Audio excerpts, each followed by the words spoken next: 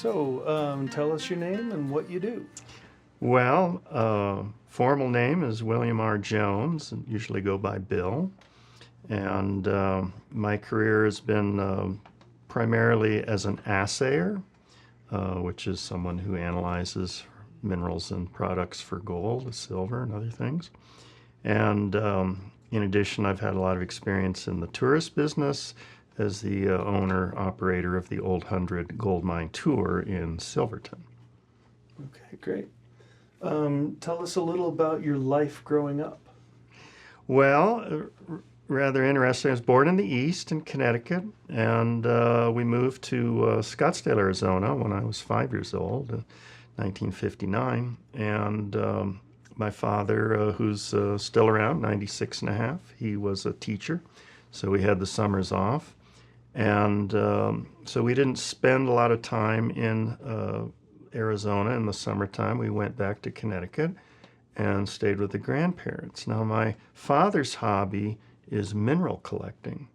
So when I was a kid, we would often go to old mines and dumps and quarries and things to collect minerals. And my grandfather's hobby on my mother's side was railroad history. In particular, he was quite interested in Otto Mears, who built the narrow gauge railroads out of Silverton. So between the mining and the railroad history, I had quite a bit of exposure, and Colorado was always sort of the place to go for holidays. Going back to when my mother was a girl, they would go to Colorado. My great-grandmother lived in Colorado Springs in the 1930s and 40s and 50s, and so the family would often come out, and my grandfather would sometimes take off for southwest Colorado and ride the train to Silverton, or the train from Alamosa to Durango or to Leadville and places like that. And so, of course, most of that stuff was gone by the time I came along. So that's where I grew up, was really in Scottsdale and back east. So I moved to Colorado in 1972 to go to college at Western State in Gunnison. And although I started out as a chemistry major, which is what I had focused on in high school, I switched to economics and history with some geology, mainly because the math was a little tough for me, and of course that was before computers and calculators and things.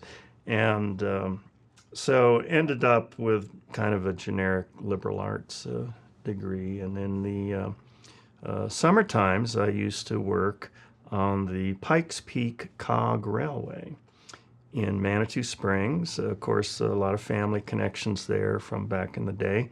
And my great-grandfather had actually owned a summer cabin on Pikes Peak, and my grandfather, Abbott, had written a history book on the Cog Railroad.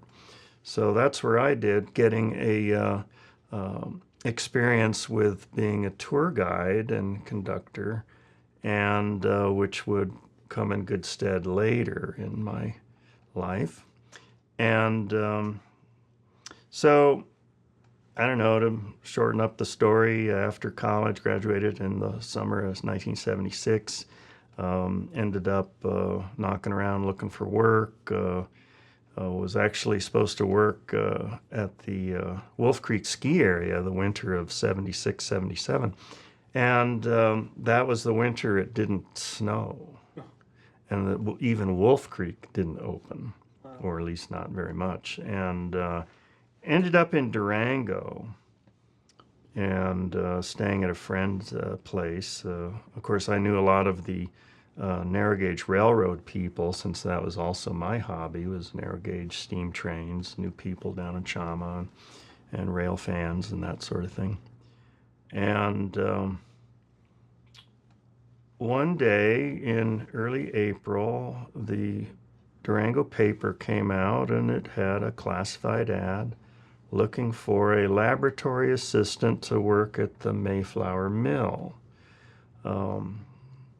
And it said, must be willing to move to Silverton. and